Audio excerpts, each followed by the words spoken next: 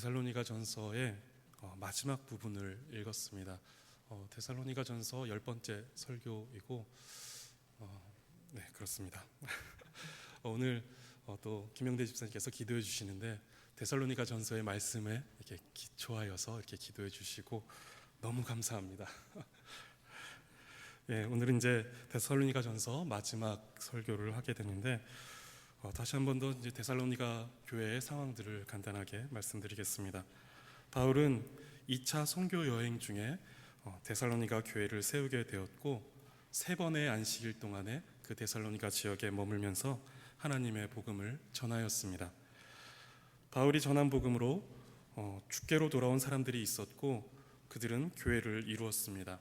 그들은 우상을 버리고 하나님께로 돌아왔고 이전에 거룩하지 못한 습관을 버리고 이제는 하나님을 섬겼습니다.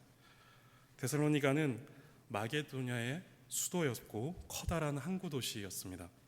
많은 사람들이 살았던 도시이며 문화적으로나 경제적으로 크게 발전해 있었던 도시였습니다. 그만큼 많은 우상과 또 혼란한 혼탁한 가치가 자리 잡았고 음란한 문화가 가득했던 도시가 바로 데살로니가였습니다.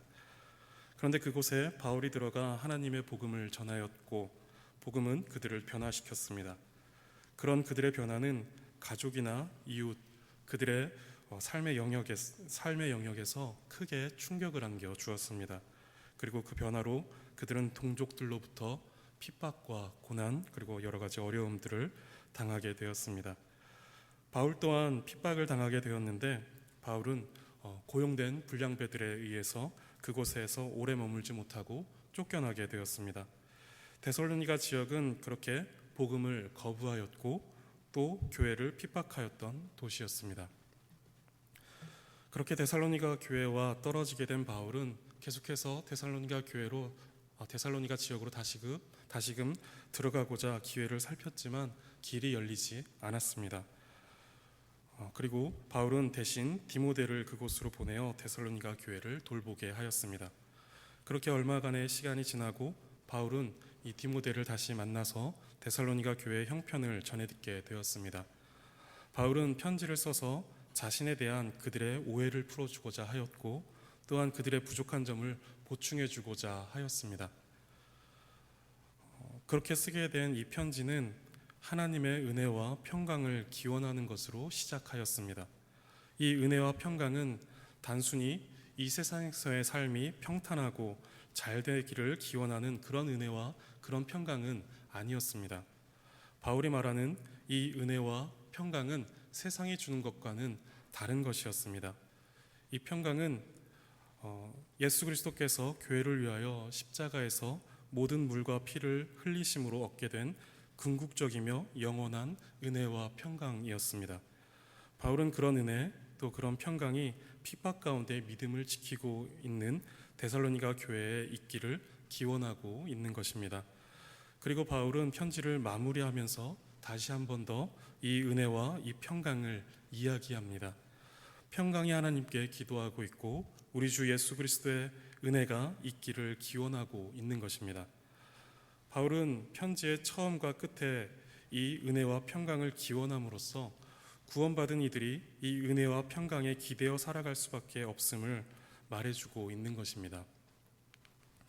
바울은 편지를 마무리하면서 이제 기도합니다. 여러 지면을 통하여서 여러 이야기를 했지만 마지막에 기도함으로써 이 편지가 그저 한 사람의 권면이나 한 사람의 가르침으로 끝나는 것이 아니라 이 편지를 통하여 하나님께서 은혜와 평강으로 이 데살로니가 교회를 돌보아 주시기를 구하고 있는 것입니다. 바울은 기도의 사람이었습니다. 그는 항상 기도했습니다. 그가 기도했다라는 것은 그가 하나님을 의지했다라는 것입니다. 그래야만 살아갈 수 있다라는 것을 누구보다 잘 알고 있었기 때문에 바울은 항상 기도했습니다. 바울은 데살로니가 교회를 바라보면서도 기도할 수밖에 없었습니다. 그래서 바울은 23절에 평강의 하나님을 부르며 기도합니다. 평강이라는 말은 단순히 고요함 그리고 안정감 이것을 말하는 것이 아닙니다. 평강은 사형 선고를 받은 죄인이 무죄 방면을 받게 되었을 때 느끼게 되는 그런 마음의 상태, 이것이 평강입니다. 즉 그리스도께서 죄로 죽을 수밖에 없는 우리를 구원하시어 하나님과의 화목을 이루어 주심으로 누리게 되는 상태, 이것이 바로 평강이고, 바울은 지금 데살로니가 교회를 위하여 그 평강을 이루신 하나님께 기도하고 있는 것입니다. 바울은 두 가지의 기도 제목을 가지고 기도합니다. 먼저는 온전히 거룩하게 해주시기를 위하여서 기도하고 있고, 두 번째로 그것이, 그 거룩함이 주께서 강림하실 때에 흠없이 보존되기를 위해서 기도하고 있습니다. 데살로니가 교회는 계속해서 믿음으로 인하여 핍박을 당하고 있습니다. 믿음을 지키는 것이 쉽지 않은 그런 상황 속에서 믿음의 역사와 사랑의 수고, 또 소망의 인내를 갖고 견뎌나가고 있습니다. 그런 가운데 주께서 다시 오심을 기다리는데, 주께서는 언제 다시 오실지 알지 못하는 가운데 살아가고 있습니다. 그런 그들을 위하여 바울이 편지의 마지막에 하는 기도는 그들의 거룩함이고, 그들의 그 거룩함이 흠이 없게 보존되는 것, 끝까지 보존되는 것입니다. 아마도 많은 기도 제목들이 있었을 것입니다. 그들의 상황을 바라보면서 많은 기도의 제목들이 보였을 것입니다. 그리고 많은 안타까움도 그들 가운데서 보여졌을 것입니다. 그런 모든 상황을 바라보고 또 그 소식을 들었던 바울은 그 모든 것들을 생각하고 또 그것들을 종합하여서 마지막 한마디의 기도로 간구하고 있는데, 그것이 바로 거룩함이었던 것입니다. 우리도 믿음을 핍박하는 이 세상을 살아가고, 또한 주께서 다시 오실 것을 기다리며 살아가는 사람들입니다. 그런 우리가 이 땅에서 추구해야 할 것, 그리고 간절히 구해야 할 것, 이것은 우리가 수없이 많은 기도 제목들이 있고 또 많은 어려움과 많은 고민들이 있지만, 우리가 마지막으로 한 가지를 구해야 한다라면 바로 거룩함이 되어야 하는 것입니다. 데살로니가 전서 4장 3절은 이 거룩함이 바로 하나님의 뜻이다라고 말씀하고 있습니다. 데살로니가 교회는 하나님의 복음을 믿음으로 구원을 받고 또 거룩한 백성이 되었습니다. 그리고 그들은 성화되어 갔습니다. 즉 하나님의 백성다워져 간 것입니다. 그들은 이전의 삶에서 구별되어졌고 이 세상에서의 삶과 구별되어졌습니다.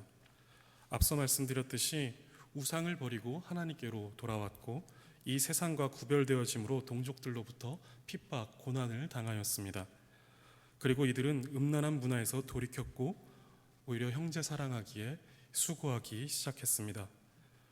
바울은 이 기도에 친히라고 표현함으로써 평강의 하나님께서 친히 거룩하게 하셨고 또 그 거룩한 삶을 살아가게 하시는 주체가 되심을 강조하고 있습니다. 우리는 하나님의 은혜로 구원을 받은 거룩한 백성이 하나님의 은혜로 구원을 받아 거룩한 백성이 됩니다. 그리고 또한 우리는 그 은혜로 거룩한 백성답게 변화되어져 갑니다. 이것이 성화이고, 우리의 이 구원과 이 성화는 모두 다 하나님의 은혜 가운데 얻어지고 또 이루어져 가는 것입니다. 회개하고 구원의 감격은 누렸지만 우리가 살아가는 이 세상은 여전히 믿음을 핍박합니다. 그런 가운데 우상을 버리고 사회로부터 오는 부조리함을 견디고 이 음란한 문화와 구별되는 것은 쉽지 않은 것입니다. 그래서 바울은 이 거룩함을 위해 기도하고 또한 그 거룩함이 흠없게 보존되기를 하나님께 기도하고 있는 것입니다. 여기서 바울이 너희 온 영과 혼과 몸이 우리 주 예수 그리스도께서 강림하실 때에 흠없게 보존되기를 원한다라고 말하고 있는데, 이때 영과 혼과 몸은, 이 몸이라는 이 말은 인간을 구성하는 요소가 영과 혼과 몸 이렇게 세 부분으로 되어 있다라고 말하는 것은 아닙니다. 하나님은 우리를 창조하실 때 흙으로 우리를 빚으셨고 생기를 불어넣으심으로 인간을 만드셨습니다. 우리는 이 사실에 근거해서 사람은 영혼과 몸 이 두 부분으로 구성되어 있다고 믿습니다. 바울이 여기서 말하고 있는 영과 혼과 몸은 각각의 부분을 말하려는 것이 아니라 인간의 모든 것, 전인을 가리키려고 하는 말입니다. 우리의 모든 것이 주께서 강림하실 때에 거룩함에 흠이 없게 보존되기를 기도하고 있는 것입니다. 그리고 바울은 이 기도가 이루어질 것을 확신하고 있습니다. 분명히, 그리고 반드시 평강의 하나님께서 데살로니가 교회를 온전히 거룩하게 하실 것이고 또 그들의 모든 것이 주께서 강림하실 때에 흠없게 보존될 것을 지금 바울은 굳게 믿고 확신하는 가운데 기도하고 있습니다. 바울이 이렇게 확신할 수 있는 것은 24절에 데살로니가 교회를 부르시니 즉 평강의 하나님께서 미쁘시기 때문에 신실하시기 때문에 그 신실하심에 근거하여 그가 모든 것을 이루실 것이다 라는 믿음이 바울에게 있는 것입니다. 바울은 빌립보 교회 성도들에게도 이와 같은 내용의 편지를 썼습니다. 빌립보서 1장 6절에 너희 안에 착한 일을 시작하신 이가 그리스도 예수의 날까지 이르실 줄을 우리는 확신하노라 라고 말하였습니다. 그리고 로마의 성도들에게도 로마서 8장 30절에서 또 미리 정하신 그들을 부르시고 부르신 그들을 또한 의롭다 하시고 의롭다 하신 그들을 또한 영화롭게 하셨느니라 라고 말씀하고 있습니다. 신실하신 하나님께서 시작하신 일을 이루실 것이고 또 부르신 이께서 영화롭게 하실 것이다 라는 이 믿음과 이 확신이 바울에게는 있는 것입니다. 우리의 거룩함이 그리고 이 거룩의 보전이 연약한 우리의 손에 달려있지 않고 우리를 강하게 붙드시는 하나님의 손에 있다라는 것이 얼마나 큰 위안과 우리에게 안정감을 주는지 모릅니다. 그렇기 때문에 우리는 기도할 수밖에 없는 것입니다. 바울은 이제 데살로니가 교회를 향한 그 기도를 마치고 이제 기도를 요청합니다. 바울 역시 하나님의 백성으로서 강하게 붙드시는 하나님께 의지해야 한다라는 것을 잘 알고 있었습니다. 바울은 기도를 요청하면서 데살로니가 교회 성도들에게 형제들아 라고 이렇게 그들을 부릅니다. 바울은 앞서서도 계속해서 그들을 향하여 형제들이다 라고 이렇게 불렀습니다. 이것은 그들이 새로운 공동체 예수 그리스도로 말미암아 세상과 구별된 무리들임을 가리키는 표현입니다. 그들은 믿음으로 말미암아 동족으로부터 핍박을 받았고 가족과 친구들의 외면을 겪었습니다. 바울은 그런 그들을 형제라고 부르면서 이전과는 다른 목적 그리고 다른 이유로 응집되는 새로운 영적인 유대로 이어주고 있는 것입니다. 그렇게 한 교회를 이루며 우상이 아닌 하나님을 섬기는 공동체, 음란함이 아닌 거룩함을 따르는 공동체를 이루는 새로운 공동체임을 바울은 이야기하고 있고 그들을 그렇게 형제라고 부르고 있는 것입니다. 바울은 그렇게 복음 안에서 또 믿음 안에서 하나 된 데살로니가 교회 성도들에게 기도를 요청하고 있습니다. 먼저 바울은 그들을 위해서 기도했습니다. 그리고 이어서 이제는 그들에게 기도를 요청하고 있습니다. 서로 상호간에 기도를 하고 있는 것입니다. 이 교회는 바울을 위하여서 바울은 또한 교회를 위하여서 상호간에 기도하고 있는 것입니다. 교회는 이처럼 상호간에 기도해 줘야 합니다. 서로 간에 기도해 줘야 합니다. 그리고 우리는 서로 그런 기도를 필요로 하는 존재들입니다. 서로라는 이 관계 속에는 성도와 성도와의 관계, 그리고 목회자와 성도와의 관계, 그리고 강한 자와 약한 자 간의 관계, 부한 자와 가난한 자의 관계, 모든 관계가 포함됩니다. 교회는 이렇듯 서로 간의 기도를 필요로 하는 그런 존재입니다. 본문에서는 바울이 자신을 위하여서 어떤 기도를 해달라고 요청하는 그런 내용이 분명하게 나오지는 않습니다. 그러나 분명한 것은 바울이 지금 기도가 필요하다라는 것입니다. 기도를 요청하게 되는 상황은 다양할 수 있습니다. 그러나 우리가 서로를 위해서 기도해 줘야 하는 궁극적인 목적은 간단합니다. 하나님의 뜻이 우리 가운데 이루어지는 것입니다. 즉 우리가 서로를 위해 기도해 줘야 할 것은 앞서 바울이 데살로니가 교회를 위해서 기도했듯이 우리가 주께서 오실 그날까지 이 땅을 살아가면서 거룩하여지는 것과 또 주께서 오시는 날까지 흠이 없게 그 거룩함이 보존되어지는 것입니다. 우리는 이것을 위해서 서로를 위해 서로 기도해 줘야 합니다. 목회자는 성도를 위해 기도해 줘야 하고 성도는 목회자를 위해서 기도해 줘야 합니다. 성도 간에도 강한 자는 약한 자를 위해서 기도해 줘야 하고 또 약한 자 역시 강한 자를 위해서 기도해 줘야 합니다. 또한 부유한 자는 가난한 자를 위해서 기도해 줘야 하고 가난한 자 역시 부한 자를 위해서 기도해 줘야 합니다. 그런데 우리는 가난하기 때문에 기도가 필요한 것이 아니라 가난으로 인하여서 거룩한 삶을 살지 못할까 하여 기도가 필요한 것입니다. 우리는 부유하기 때문에 기도가 필요한 것이 아니라 부유함으로 인하여서 하나님을 기쁘시게 하는 삶을 살아가지 못할까 하여 우리는 기도가 필요한 것입니다. 그래서 잠언 30장 8절과 9절에서 잠언 기자는 이렇게 기도합니다. 나를 가난하게도 마옵시고 부하게도 마옵소서. 오직 필요한 양식으로 나를 먹이시옵소서. 혹 내가 배불러서 하나님을 모른다 여호와가 누구냐 할까 하오며 혹 내가 가난하여 도둑질하고 내 하나님의 이름을 욕되게 할까 두려워함이니이다 라고 이렇게 잠언 기자는 기도합니다. 지금 잠언 기자에게는 가난이 문제가 아니고 부함이 문제가 아닙니다. 잠언 기자에게 문제는 그러한 상황으로 인하여서 거룩한 삶을 살지 못할까, 하나님을 욕되게 하는 삶을 살게 될까, 그것이 문제가 되어 기도하고 있는 것입니다. 우리는 가난하기 때문에 기도하고 또 부하기 때문에도 기도해야 합니다. 이 외에도 우리는 다양한 상황 속에서 기도해야만 합니다. 그러나 우리가 기도해야 하는 목적은 가난의 극복이 아니라 거룩함입니다. 그리고 부함의 유지가 아니라 거룩함입니다. 우리는 이러한 이유로 서로를 위해서, 서로의 거룩함을 위해, 서로의 거룩의 보존을 위해서 기도해 줘야만 합니다. 이렇게 함께 형제요 자매된 우리는 어떤 형편에 있든지 또 어떤 직분에 있든지 함께 거룩함을 지향하는 교회의 일원으로서 서로 기도해 주며 서로 하나님께서 기뻐하시는 삶을 위하여 또 거룩한 삶을 위하여 기도해 주어야만 합니다. 이제 바울은 데살로니가 교회를 위하여 기도해 주고 또한 기도를 요청하고 다른 서신서에서와 마찬가지로 거룩한 입맞춤으로 모든 형제에게 문안하라라고 이렇게 말을 하고 있습니다.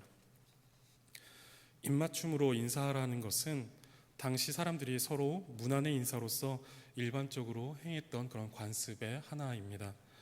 오늘 우리 한국 사회로 보게 되면 정중하게 악수를 청한다든가 아니면 친한 사이에서는 가벼운 포옹 정도로 대체할 수 있는 그런 인사입니다. 그런데 바울은 이러한 관행을 사용하면서 그 입맞춤을 거룩하게 입맞추라라는 말로써 그 행동을 제안합니다.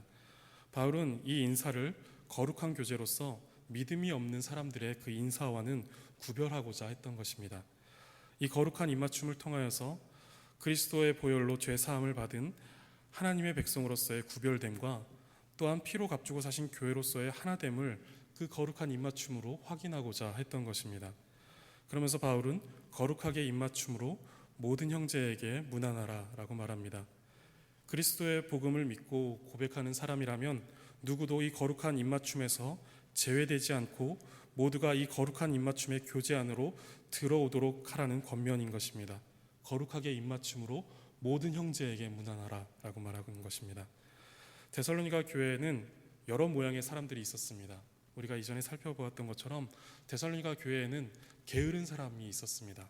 그리고 마음이 약한 사람도 있었습니다. 그리고 힘이 없는 자들도 있었습니다. 바울은 이 모든 사람들을 거룩한 입맞춤의 교제 안에서 제외시키지 않기를 권면하고 있는 것입니다. 거룩하게 입맞춤으로 모든 형제에게 문안하라라는 이 권면은 또한 모든 성도를 향하여서 정중하게 인사하라는 정도의 권면이 아니었습니다. 이 권면은 우리 다음에 한번 밥 먹어요 라고 말하는 이런 상투적인 인사가 아닙니다. 이 권면은 관심을 갖고 그와 교제하며 그의 형편과 그의 사정을 살피는 그런 인사입니다. 교회는 이 바울의 권면에 귀를 기울여야 합니다. 이 권면을 그저 편지의 마무리로 쓰고 있는 습관적인 표현으로 생각해서는 안 됩니다. 교회는 거룩하게 입맞춤으로 모든 형제에게 문안해야 합니다. 우리가 한 지교회로 모였다면 거룩한 교제권 밖으로 밀려나 소외된 사람이 있어서는 안 됩니다. 주일에 만나면 정중하게 악수하며 진심으로 상대의 안부를 묻고 그의 삶의 경건과 영적 상태에 대하여서 격려하고 위로해 주어야 합니다. 이런 면에서 신앙에는 개인주의가 틈타서는 안 됩니다. 신앙이 개인주의화되고 홀로 하나님의 말씀을 듣고 은혜의 나눔으로 그것이 필터링 되어지지 않는 채 홀로 그 말씀을 주관적으로 이해하고 주관적으로 내면화한다면 하나님의 말씀의 객관성과 그 보편성은 약해질 것이고 자기 관점과 자기 이해만 남아서 하나님의 말씀은 왜곡되고 그의 신앙은 피폐해질 것입니다. 또한 하나님의 말씀에 대한 순종과 실천에 대한 부분 역시 철저히 개인의 선택과 결단에 맡겨지고 공동체적인 어떤 기도와 격려 그리고 위로와 지도가 없다라면 끊임없이 그 말씀에 순종하는 자리로 나아갈 수 있는 강력한 의지를 가진 그런 개인은 아마 많지 않을 것입니다. 그렇기 때문에 우리는 교회 안에 있는 모든 형제와 자매들을 거룩한 입맞춤으로 문안하며 서로 신앙과 영적인 면에서 격려하고 지지하며 구원받은 공동체로서 함께 세워져 가야 합니다. 그런 면에서 눈을 마주치며 인사하고 정중하게 손 내밀어 악수하는 일은 굉장히 중요한 일입니다. 그리고 더 나아가 진심으로 상대에게 관심을 갖고 안부를 물으며 대화하고 격려하며 지지하는 것은 반드시 필요합니다.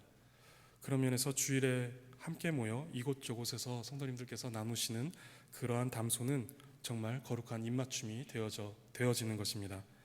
더하여 매주 같은 사람이 아니라 여러 사람과 교제할 수 있으면 좋을 것 같습니다.